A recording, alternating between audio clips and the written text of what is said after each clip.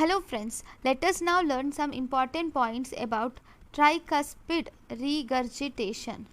So in the tricuspid regurgitation, first causes.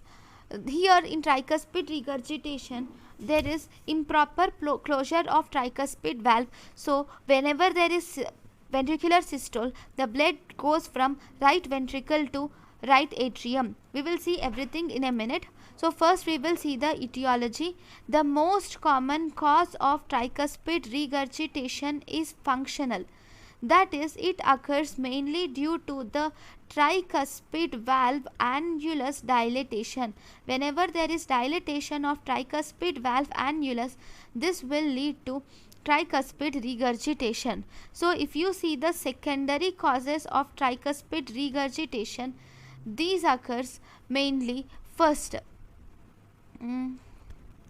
It occurs whenever there is severe pulmonary arterial hypertension. That is, if the pulmonary arterial hypertension is more than 55 millimeters of Hg, then it can cause tricuspid regurgitation. Right ventricular pacing results in tricuspid regurgitation, and we have a carcinoid syndrome. In carcinoid syndrome, there is abnormal secretion of serotonin. So in this, there is both tricuspid regurgitation occurs, and it also causes pulmonary stenosis also. So these are the two valvular lesions which you see in carcinoid syndrome.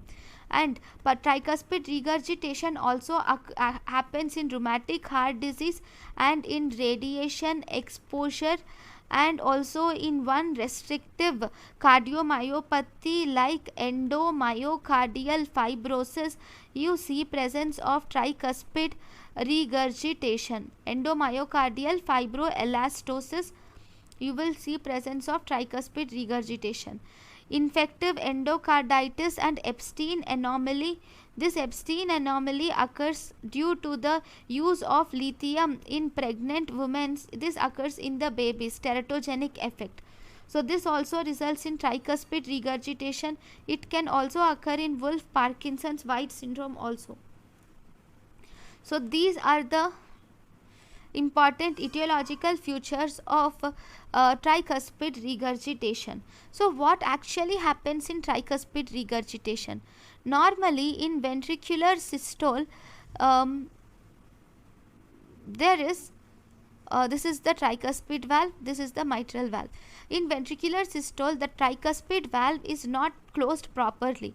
So as a result, when the blood flows from the right ventricle to the actually it has to go into the pulmonary vein, okay, but along with that some of the blood will go back into the right atrium, and as a result you will see the right atrium becomes hypertrophied. Not hypertrophied, actually it is dilated. You will see that the right atrium is dilated because of volume overload, because lots of blood comes into the right atrium. So as a result there is volume overload of right atrium, so the right atrium will dilate. Okay, so I will write the pathophysiology here. So there is tricuspid regurgitation. So as a result, during systole, that is ventricular systole, the blood flows from right ventricle to right atrium instead of going to pulmonary vein. Instead of pulmonary vein, it goes into the right atrium. Not instead, along with. Actually it goes, some of the blood, not all the blood, only some of the blood will go into the right atrium. So as a result there is increased blood in the right atrium.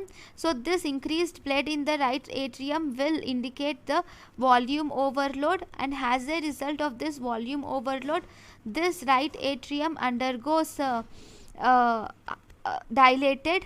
Okay, then because of this there is back pressure to the superior vena cava and inferior vena cava. So superior vena cava, whenever there is back pressure to superior vena cava, it increases the jugular venous pressure, and in inferior vena cava it results in hepatomegaly.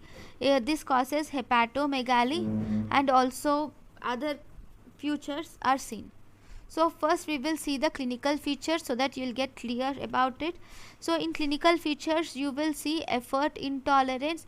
The patient will have effort intolerance. She feels lethargic and there will be cervical pulsations are seen, and we see the presence of abdominal fullness may be seen, and the patient is very tired, so there is asthenia is seen.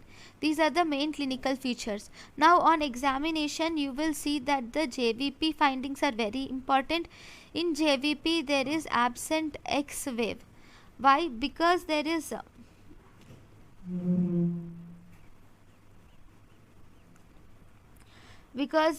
instead of because there is some blood coming from left ventricle to left atrium, this X wave is completely absent, and you will see something called as CV wave is seen. Presence of this CV wave is called as Lanzisi sign, and you will also see presence of steep Y descent.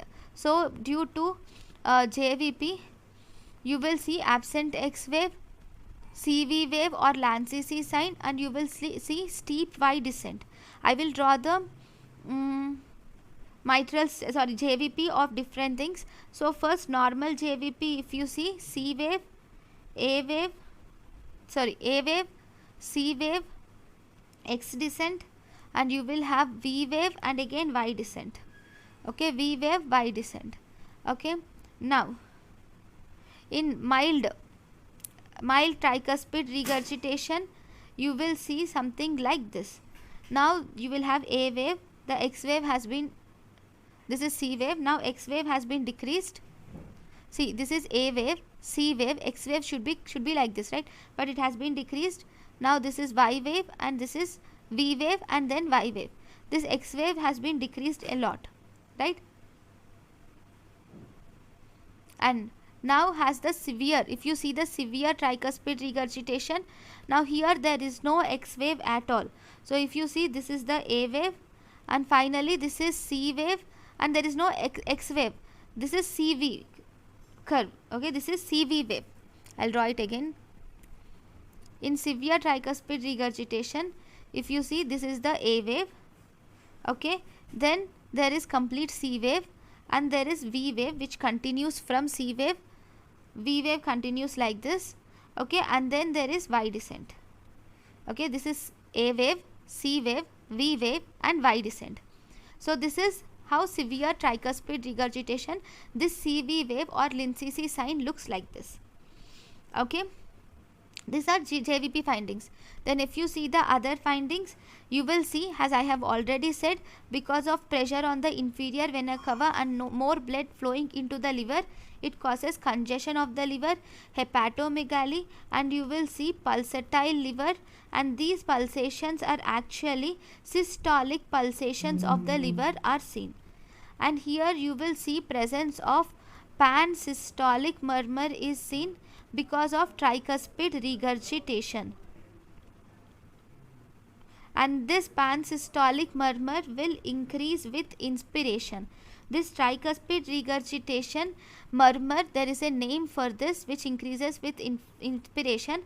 This is called as Caravalo sign. This is Caravalo sign.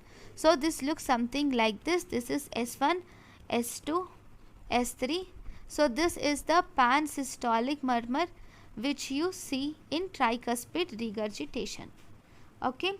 Now, if you see the investigations, first we will do ECG should be done, and here you will find the right axis deviation is seen in ECG, and here you will, because there is a right atrial hypertrophy is seen, you will see presence of P pulmonale is seen, and on chest X-ray you will see presence of cardiomegaly is seen, and here there is pulmonary artery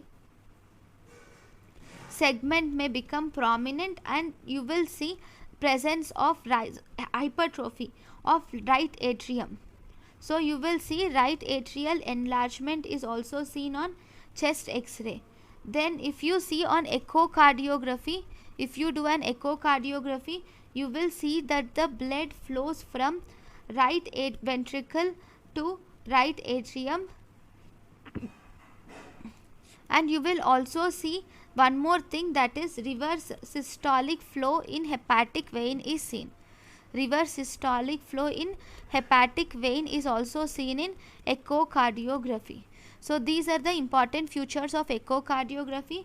Then if you see the treatment, in the treatment first you should give diuretics to decrease the blood volume, and you should do surgery. Surgery is, you can do either tricuspid valve repair can be done, or you can also do tricuspid valve regurgitation, replacement can be done.